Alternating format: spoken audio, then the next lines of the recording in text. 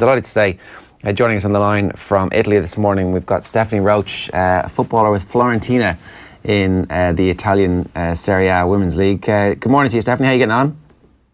Good morning, guys. How are you? I'm good, thank you. So you made your debut at the weekend. How'd it go?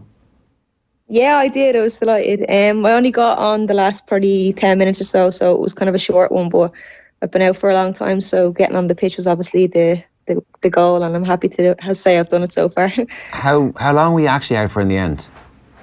It's since I played the last game, it's been about 14 months, but in between all that, obviously I was out of contract with Sunderland, and then I came over here on trial and stuff like that, so I've kind of been fit, but then not been ready to play as such because I haven't been able to do a lot of football training with teams, if that makes sense. So I've been raring to go the last few months, and then when I got here, unfortunately, I had another little bit of a setback. So it's just been a bit kind of mentally draining. But thankfully, I feel fully fit now and sharp and ready to go. What was the setback?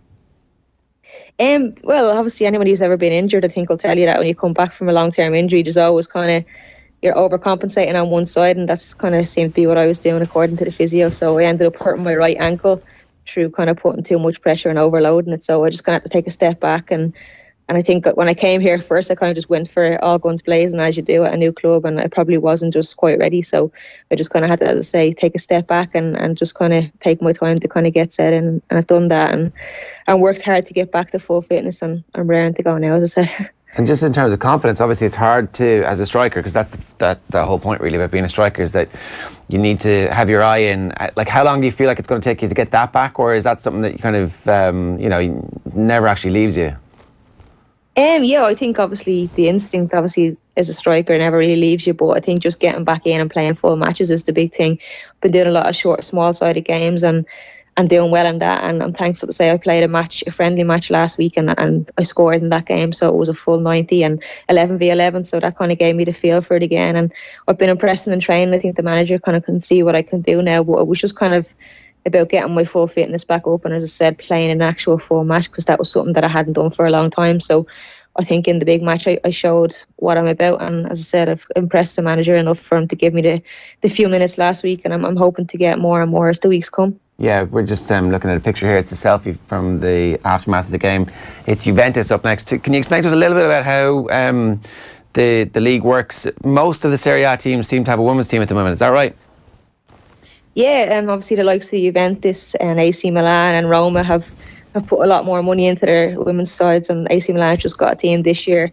Roma had a team, but I think it was kind of a little bit more of a semi-pro basis, but they've obviously put more money into it, and now the girls are fully professional. So it's definitely a growing league, and for us here in Florentia as well, there's a lot being put into it, and I have to say I've been impressed since I got here. We have everything we need, and we're able to compete in the league, and the girls really have done well in the first half of the season, so it's something that I can't wait to kind of get going now, because I feel like we're competing. We're fourth in the league at the minute behind Fiorentina, Juventus and AC Milan, and they're three top teams. So for me, I'm kind of happy that we're competing, as I say, and it's a real kind of competitive league. It's not just you go out and play the top team and you're kind of hoping not to be beaten.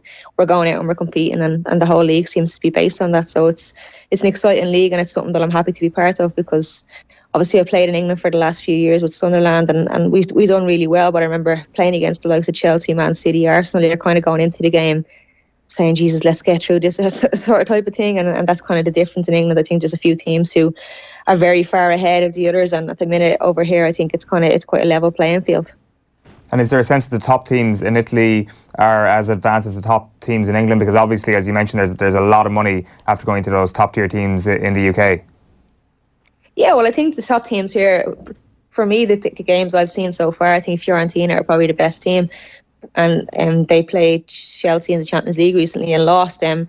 I think the likes of Chelsea and Man City and Arsenal and England are probably three of the top teams in the world at the minute. So I think Juventus probably are a little bit behind them, because they're only coming into the top league the last few years, as I said. But I think there is a growing kind of feel that Italian football is getting better, and I think it can only kind of get better over the next few years with the more professional setup. What's Florence like to live in? It's nice, yeah. Obviously, the little change from Sunderland, but it's been nice. We're trying not to kind of overindulge on the food and stuff like that, but yeah, it's been a nice kind of change and a different scenery. But obviously focus is fully on football and not really I haven't really done too much touristy stuff yet, but I'm getting through it. It's definitely much nicer than Sunderland. It's one of the most beautiful cities in the world. It's just nice to walk around, isn't it?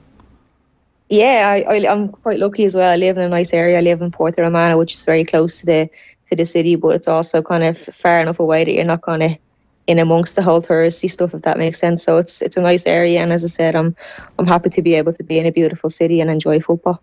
Are you there for the rest of the year? Is it the contract runs to the end of this season, or is it a longer term deal, or what is the kind of the interim, the medium term plan? Yeah, it was initially a 1-year deal.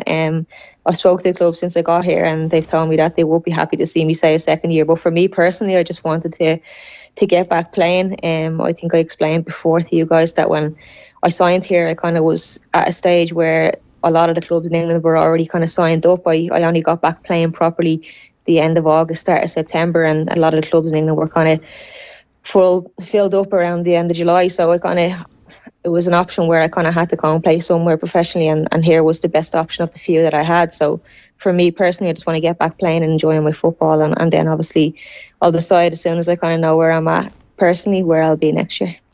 You were in the studio with us a few months back, Stephanie, talking to us about the complications in that injury. You mentioned there this morning 14 months of a layoff. It was a long time, and I'm sure there was some very, very tough days. If you were told that the toughest part of that layoff that you would be in this position now, would you have taken that? Would you have been happy with the situation? Yeah, I think obviously before I came here, I mean, I had issues when I was in France. I didn't enjoy it. It was kind of a bad experience for me, and I probably would have thought after being in England that I would like to go back to England, and probably wouldn't have went foreign again after the bad experience that I did have in France. But I think when I came over here a couple of times before I decided to actually stay. I also had offers from teams in Spain, and I kind of had a couple of offers in England, but they just weren't suitable to what I wanted to do and where I wanted to be in terms of the level of playing. So I think when I came here and seeing the setup and seeing the club, because I think a lot of people probably wouldn't have heard of the club before I came here, and that was probably my biggest worry, because when I went to France it was quite similar, that kind of way. But since I've got here, as I said, it's been really professional. The coaches, actually, he used to play for AC Milan a long time ago, but he's a really professional man, and he doesn't speak a word of English, which is difficult for me because I have to have people translating all the time. But it's, as I said, training's been great, and everything that I've experienced since I got here has been very professional. So all I can do is kind of praise the club, and when I came here and seeing all that, I just wanted to sign and wanted to kind of get going. Are you picking up a few words of Italian? A little bit, yeah. It's obviously not quite that easy just to pick up the lingo that quickly, but my aunt actually lives in Rome, and she's lived there for the last 35 years or so, so she's kind of been helping me out a little bit as well, which is nice. Yeah, definitely helps. Because we were... are you a Man United fan? You seem to tweet a lot about Man United. I am, yeah. Yeah, so it was specifically this week we were talking about the difference in Lukaku since Solskjaer came along, and just Pat Nevin did a great bit of analysis about how it looks like he's just changed his body position. So instead of playing with his back to goal, he turns around and he's now running onto the ball. It's like, a very bit of simple advice from a manager who knows what he's talking about, has seemingly transformed Lukaku in the space of a week. Now, I don't know, let's wait and see exactly how successful that is, but it must be more difficult for you if your coach is giving you stuff in Italian and you're trying to translate it through the prism of English.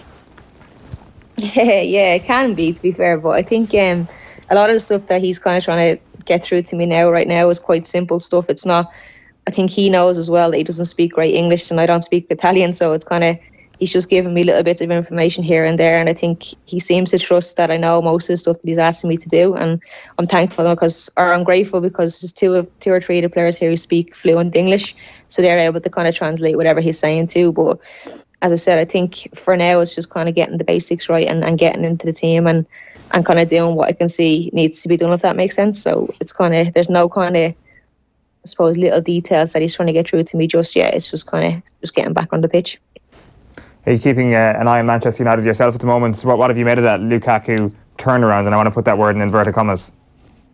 Yeah, I know. I think obviously I've actually been quite critical of him over the last few months as well. But I think I've always thought of Lukaku as a better player when the ball's in front of him and able to run onto it. I think obviously he scored a lot of goals for Everton and West Brom and that in the past. But I think he always seems better when he doesn't have to think about it. And I think with his back to goal, he just kind of has to think about it a little bit too much. And he seems to be doing quite well. I think the biggest criticism for Man United so far has been that they haven't played anyone, inverted commas. So it would be interested to see how it goes against Arsenal in the FA Cup and when we start playing the bigger teams. But I'm thankful just to see Man United playing good football and seeing the players seem to be playing with a bit of confidence. And that's kind of what's been needed around the club, I think. Yeah, that's very interesting. Like, how important is that element of instinct when you're playing up front?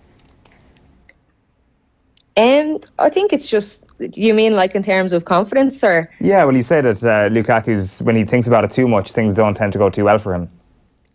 Yeah, I just think anytime I've watched him play, I think he's a powerful player. Obviously, he's got good pace and power, and when the ball's in front of him, he kind of just uses that rather than having to think, what am I going to do here? And I think that's kind of what he probably had to do with Mourinho in charge. He was trying to hold it up and involve other players instead of just doing what comes naturally to him, if that makes sense. Yeah.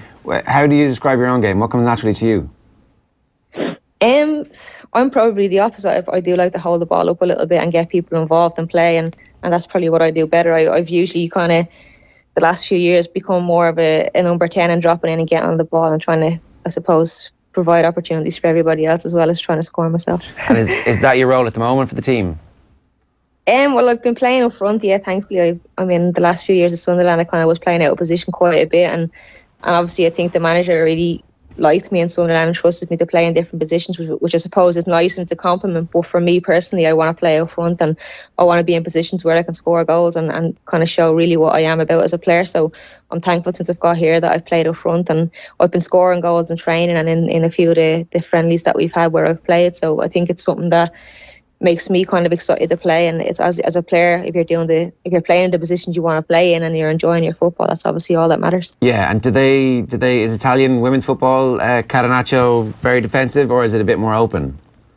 It surprised me because obviously when you hear about Italian football, you think like tactically, defensively, they're always really sound and they kind of build on that defensive kind of mentality. But since I've got here, it's been quite open. And as I said, when we play against the big teams, I'm kind of thinking, right, in training all week, I'm like, right, we're going to start defending and working from the back and things like that and being difficult to beat. But it doesn't seem to be that way. I think every game we've gone into, we've played attacking football, we've gone for it. There's been no time in the game where I'm thinking, and there's times where I'm thinking, right, just sit in and kind of defend here, we're winning, like on the way, but they don't, they just keep going for it. And that's probably what I'm enjoying about it, because it's all guns blazing and everybody's kind of having a go, and it's very competitive, and it's just enjoyable to play in and enjoyable to watch. Do you think about the footballing IQ that you're building up at the moment? Like, obviously you were doing a lot of punditry during the World Cup in the summer. You played in numerous different countries under different managers. The idea of actually playing under a manager who speaks a different language is another challenge as well, that you've built up this wealth of experience that even after your playing days could be very, very useful in a potential coaching role, for example.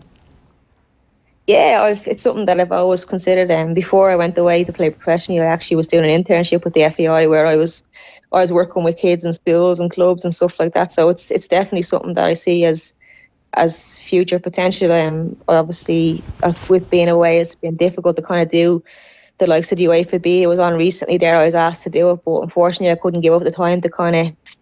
I just literally signed here, and it was just happening in the next few weeks. So I kind of had to tell the FEI that I wouldn't be able to do it, but definitely I want to try and do it in the next few years. So hopefully I'll be able to pick up the rest of my coaching badges, and it could be an option when I stop playing. You're at Juventus on Saturday afternoon. When did the team get named for that? When do you find out if you've made the cut?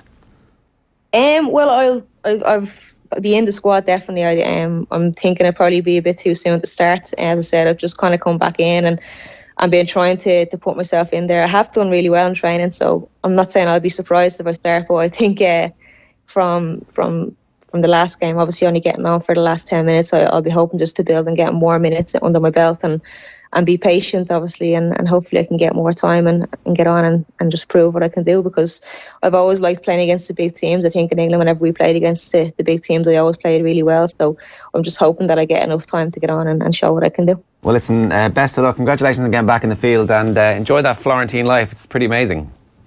Thanks very much, guys. Thanks for having me. Stephanie Roche there, live from Florence this morning, talking about the Serie A. So Juventus are top of the table on 31 points. Milan have 30. Fiorentina have 28. Roma have 20. And then Florentina have 20, which isn't bad for a team that's come up 3 successive seasons.